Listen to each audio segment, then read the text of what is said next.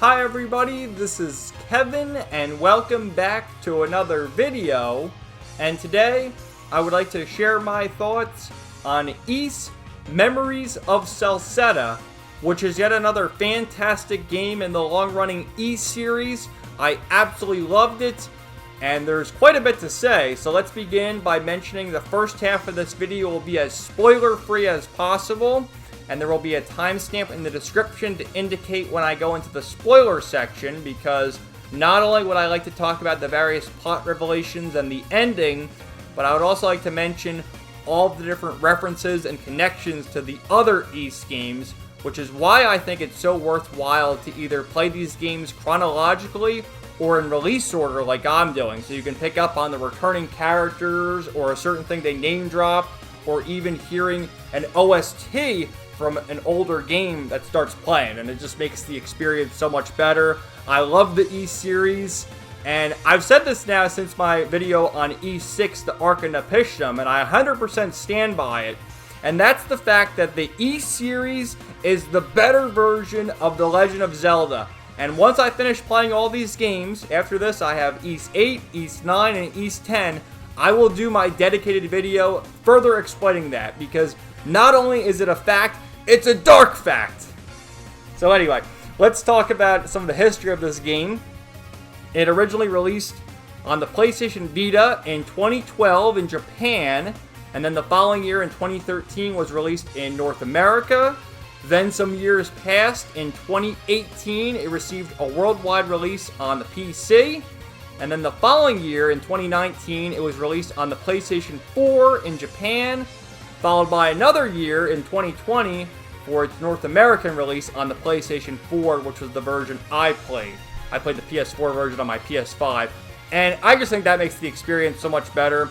I think I played more of the Ys games on the PC at this point, with the last one being Ys 7, but I just love playing on the console, and I'm going to stick to that. Hopefully, well, they're releasing more of them, but they're getting a re-release of the Oath and Felghana on, I think, the PS4, PS5, and Nintendo Switch, so hopefully they re-release some of the other titles like Ys 6 and 1 and 2 and even 7 on modern consoles. This game is also similar to the Oath and Felghana in that it is a remake of an older Ys game.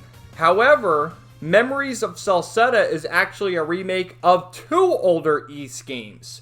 Ys 4, Mask of the Sun, and Ys 4, The Dawn of Ys, both of which are only in Japan games from 1993, and they weren't even developed by Nihon Falcom, if you can believe that.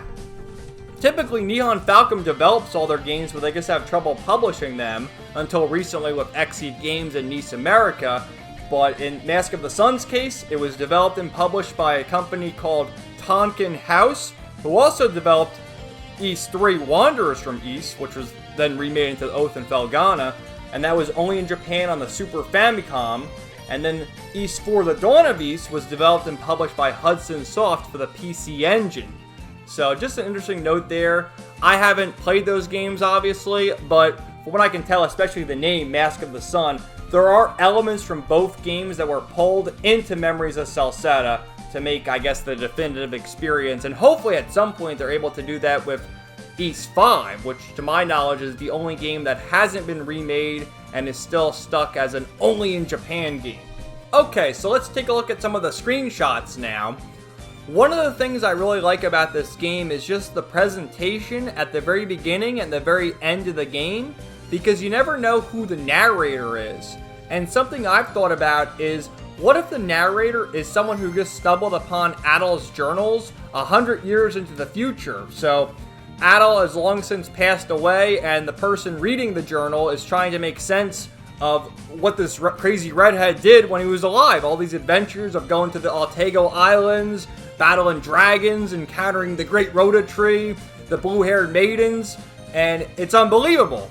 This line in particular, where it says, Adol Christen, an adventurer of great renown whose exploits are widely discussed and hotly debated to this day. So it just makes you think people are sitting around the dinner table like, oh, Adol didn't really see the blue-haired maiden, he didn't go to the Altago Islands, it's all a lie, it's all hearsay.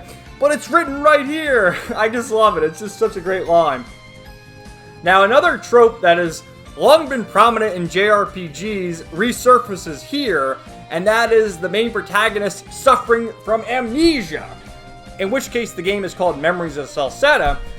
Adol Kristen has lost his memories, and it starts with him walking, and he just collapses, and he has no idea where he is, or even who he is. Where am I?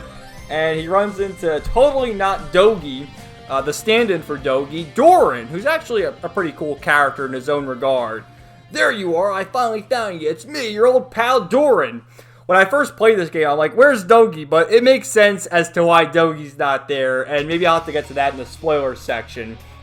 But, of course, the game has no shortage of waifus. We have the Governor General here, Griselda, and I'm pretty sure the artist who drew the character portraits and models starting with Trails from Zero and Azure also did the character models and portraits in E7 and again in Memories of Celceta. And I think they look really good in this game. I was kind of harsh on them in E7, particularly about one character, the one returning character from E6.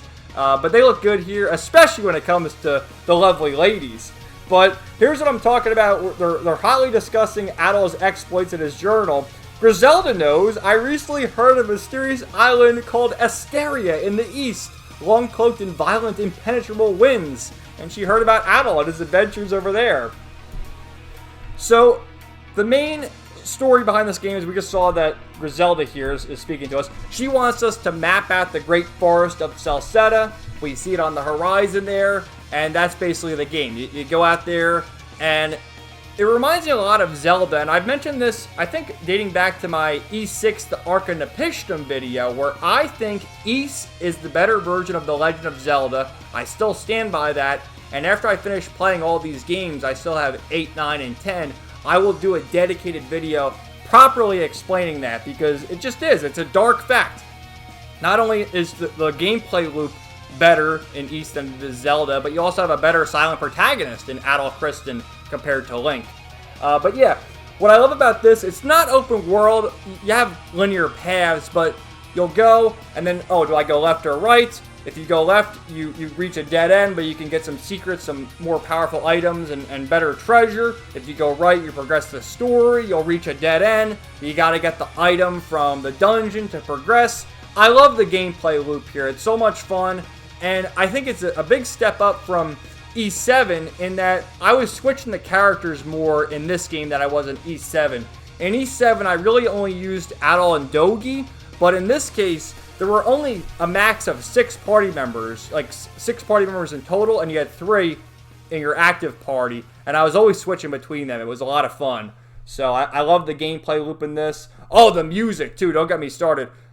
No, there is not a single Nihon Falcom game that has a bad OST, and this game, like, you play it, and you just know you're playing an Ys game because of the rockin' tracks. The dungeons, the overworld. I love how it changes too. Like, you'll go to a forest, it's nice and tranquil. Then you're in like the dark depths of the dungeon. It's kind of spooky, and it's just great. I freaking love it. So, what happens? Another thing about the gameplay loop is you'll find the memories of Adol in the forest of Celceta, because Adol explored the forest before. So as he explores it again with Doran, he remembers things. And in this case, you get the first glimpse of Adol's father. Look at that. You did well today, Adol. So that's cool.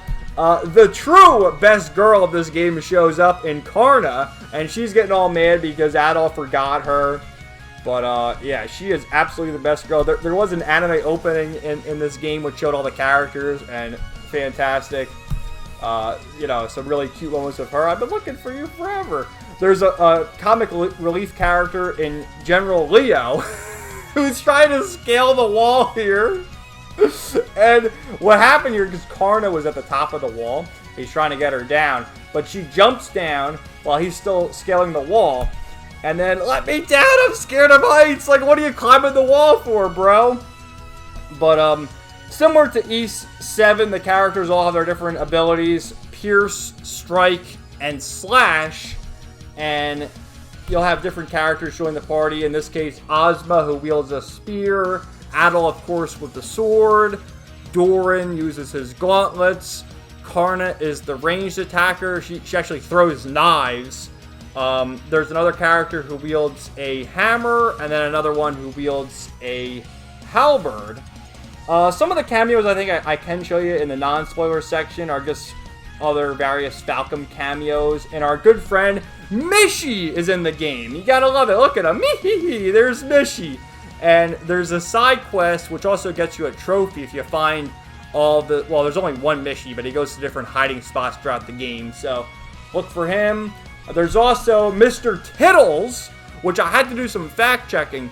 This game released before Trails of Cold Steel. Now, Mr. Tittles is in Trails of Cold Steel. So he was in East first. So I just thought that was so cool. Mr. Tittles. Here's some of the other characters. Again, going back to the character designs, we have this sexy witch here, Bammy, which this is some of her character artwork. So hot, man. You gotta love it. And then this is another bad guy character, the Beast Tamer, Gaddis. I'm gonna kill you. Oh, but you're not worth it. But there's beautiful character artwork of everyone.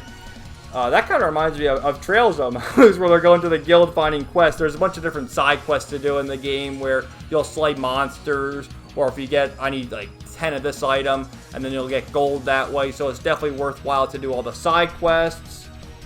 It's just a comfy adventure of them exploring. That's one of Adol's memories. They appear like that, and then Adol touches it, and he's able to recount his past exploits. That's them making their way across the mountain, having a camp. That's another thing, too. As you progress, you'll find the camps that'll heal your HP and whatnot. A beautiful character artwork there of Adol, Doran, and Karna. And then Adol, Ozma, and Frida, and Nina. And also Kalilica, which for some reason she doesn't have her own character art. But that's a good point. I could get to some of the voice acting, too. So this game actually has English voice acting, if you can believe that.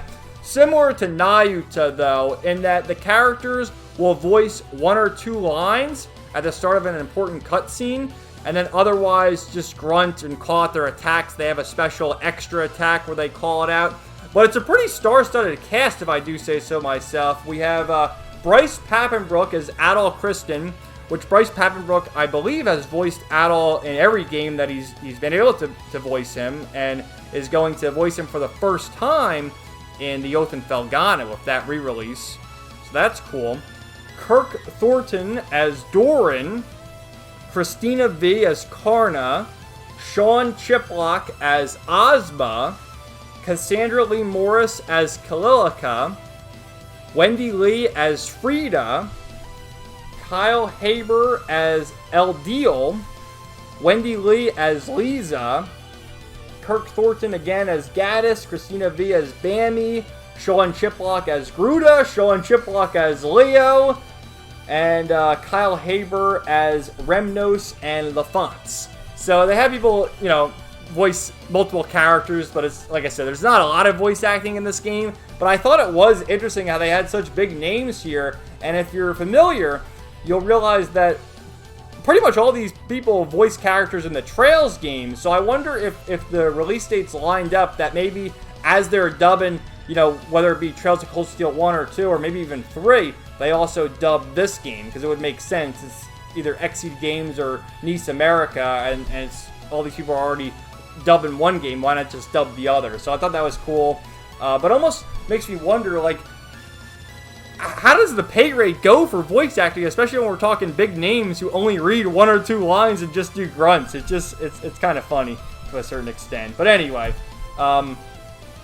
here's some more funny stuff with Kalilica, where she's like, "You lost your memories," and another one of the waifus for Adol's collection. "Oh, you remember me." Here's a funny one with Kalilica, who of course she's the little girl of the group, and they're like, "Oh, we can't let a little girl join us. You're too young. You'll get hurt." "I bite!" And Doran's like, "What do you mean?" "Ow, stop that, it hurts!" But, well, I guess I'll show this as well. There's just a few scenes in the flashbacks when Adol finds his memories of Dogi. He just has a few cameos, and it makes sense for Dogi to not be here, because he's going on a different adventure where Adol's trying to find his memory. So Dogi just appears in the cameo flashbacks, And I think that's fine because they make up for it with Doran being the Dogi-esque character in the party. And, Adol trying to reclaim his memories. Okay, so before I go into the spoiler section, I just want to reiterate some things. Once again, I absolutely love this game. It was a major step up from E7 in my opinion in pretty much every aspect. My main problem with E7 were the bosses. They had so much HP, and the bosses were a lot of fun in this game. Definitely the easiest of all the East games I played so far, even though I played it on normal difficulty. I think at the start, it was easy, normal, and hard, and then after you beat the game, you get Nightmare Mode. And I actually did play through the game again on Nightmare Mode, just speedrunning it to get the Platinum Trophy, which you can see right there. And that's because after I beat the game, I only had 5 more trophies to go, and I said, if I don't get the Platinum Trophy now, when am I going to get it? So I just decided to go through it again, skip all the cutscenes, and get what I missed out on, because in classic Nihon Falcom fashion, there are side quests you can miss out on, which have to do with the trophies. So I went back and got that. And Nightmare was easy just because I carried over my levels. So, maybe you can do Nightmare at the very beginning and get through it. The hardcore East players can, but if I want a challenge, I'll just play the Napishtim engine games, Ark of Napishtim, Oath and Felghana, and Origin, which I still think Oath and Felghana is the most challenging of all the East games. But anyway, let's go to the spoilers now. So if you haven't played this game and you want to avoid spoilers, now is the time to stop watching. But for now, let's continue. So this guy right here, El Deal, actually turns out to be one of the villains in this game. He shows up as a nice, kindly old man at the start, and then things take a turn for the worse. And what do you know? The Mask of the Sun, give it back! He turns into an evil angel. I just love, everything's so good. I'm evil now! So there you go. And then another one of the twists in the game, which I didn't want to mention in the spoiler-free section, is the fact that we find a tombstone that says, "Here lies Adol Kristen." And all our characters in unison, "What? What do you mean?"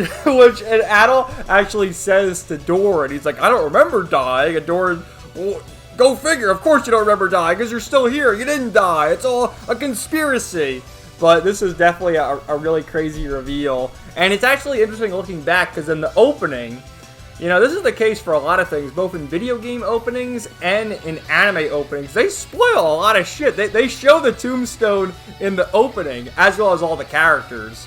But you don't really think anything of it when you start playing the game, especially because the opening goes by so fast. Now, I briefly talked about Frida during the spoiler-free section, but I didn't want to delve too deep into her just because of her connection to Geis and Ernest from E6 to Ark of Napishtim, and then Geis again in E7. And this is actually the village where he's from. But there she is. She is hot as hell. I mean, my goodness, man. What excellent character artwork. I love her outfit. It's just, whew, she's sexy. And she has a little fairy named Nina. Now, who else had a fairy from the previous East games? Ernest and Geis from E6. So, some more references to the other games. Again, I wanted to keep this for the spoiler section because you never know if people play the other games. This guy mentions Galbalon.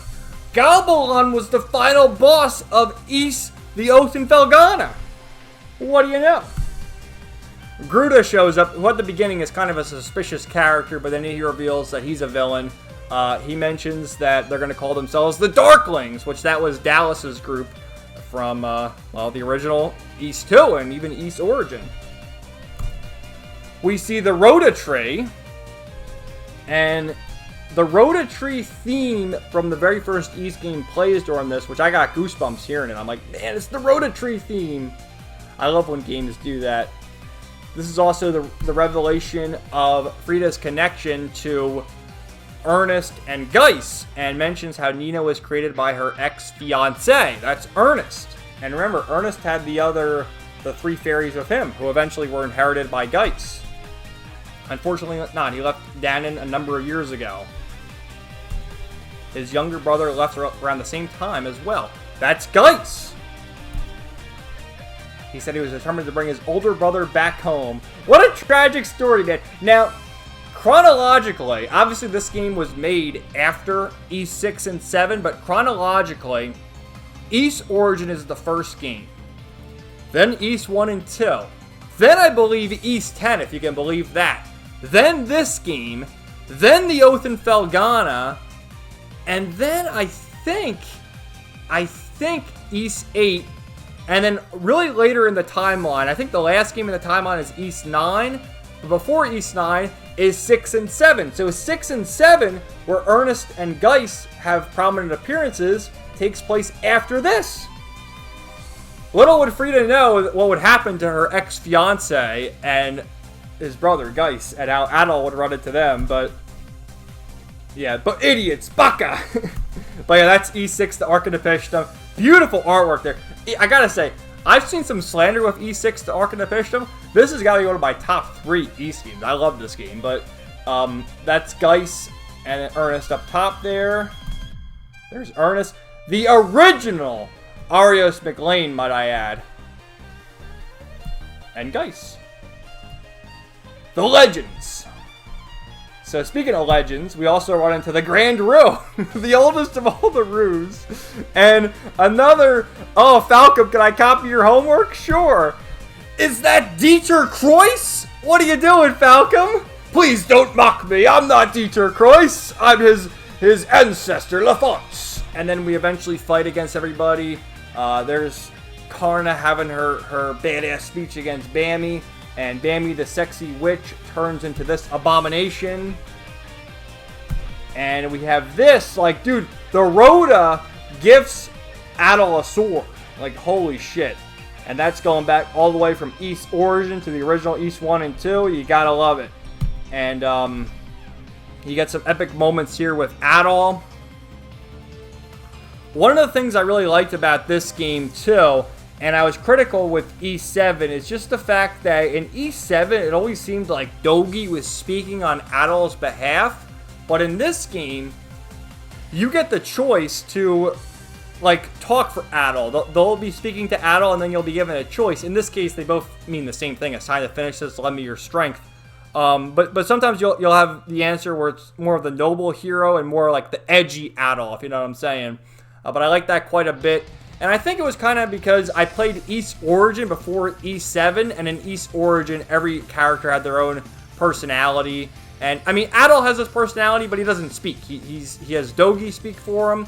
But the better approach is to do something like this, where you speak for him. It's sort of like role-playing, you know? This is a role-playing game, after all. So you get to control Adol in that regard. It doesn't really impact the story, but it gives you the sense that you can impact the story to a certain extent. Another really cool thing at the very end of the game is as we're getting ready to face off against the final boss, all of the other heroes who helped us along the way show up and clear a path. Here we have Commander Leo, who is sort of like a comic relief character, showing up being a complete badass. Look at them, fools! You need more training, you utter fools!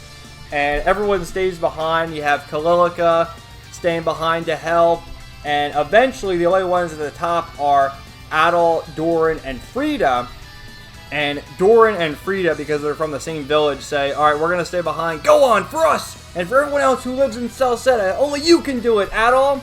It's up to you, little buddy! Don't let me down!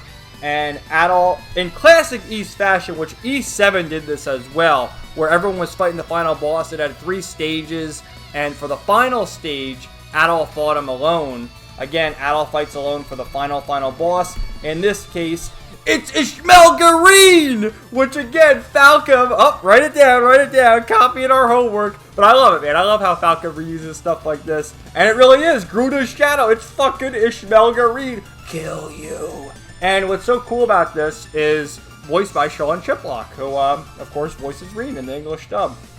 You gotta love it. So, he fights Gruda in the mountain. I love this artwork I found there. And the game ends where we have Lafonce say, "What a fine man, that's Adol Christian." And Eldiel can now rest in peace. And we get this cute moment with Lisa. Escorting you like this reminds me of the first time we met. Uh-oh! All the other waifus better watch out. And then before the game ends, we have some really cool lore details where LDL says, let me see. What word would be most appropriate to describe a remarkable individual such as yourself? How about adventurer? And this is the canon source of where Adol got his title, the adventurer, the legend, Adol Christen. And the game kind of has an abrupt ending, which, when I first played it, I'm like, that's it? Because Adol, he gets rescued by Lisa, and it just kind of, you know, it goes to LDO calling him the adventurer, to the narrator, once again continuing. But I think that goes back to how I started this video, saying that, you know, the random dude, 100 years in the future, found Adol's journal, and it's just recounting it. And so it says, Adol's chronicle of the events that occurred in the great forest of Celceta comes to an end here. Adol's account provides more questions than answers and gives us all many things to ponder. Like, what? And then the game ends, you get the credits. and, like, I don't know. At first, it was an abrupt ending, but I think it does work in the scope of things in that each E-scheme is a journal entry in Adol's vast adventures, and I'm pretty sure with East 1, weren't there like 100 journal entries? So Falcom's got to get to work. They need 100 E-schemes, right? And now we're up to 10. But yeah, overall, I had a lot of fun with this game. I absolutely loved it. Strongly recommend it. I mean, it's available for everyone to play, whether you want to play it on the PS4, PlayStation Vita, or PC. I played the PS4 version, as I mentioned earlier in this video. Can't recommend it enough. I am really looking forward to continuing my journey in the East series with East 8, Lacrimosa of Dana. I've heard from many people who say that's the best East game, and not only the best East game, but one of the best action RPGs of all time, so I have high expectations for that. I don't know when I'm going to play it because, actually, as I'm recording this, I'm currently reading Fate Stay Night, the visual novel, and I only like to play one game at a time, so, well, it's not really a game, it's what I'm currently doing right now, reading the visual novel. After that, it's going to be Astrobot, but after that, I don't really know. So, at some point, I will be playing East 8, Lacrimosa of Dana, but I can't really tell you when. It will be the next East game, but as far as the next actual game, it's coming, so just stay tuned. And definitely look forward to my inevitable video comparing The Legend of Zelda to Ys and explaining why I think Ys is a better version of The Legend of Zelda. And it's a dark fact. So thank you guys so much for watching this video. Let me know your thoughts in the comments down below. And stay tuned for more videos coming soon. Everyone have a great day. And peace out. 99.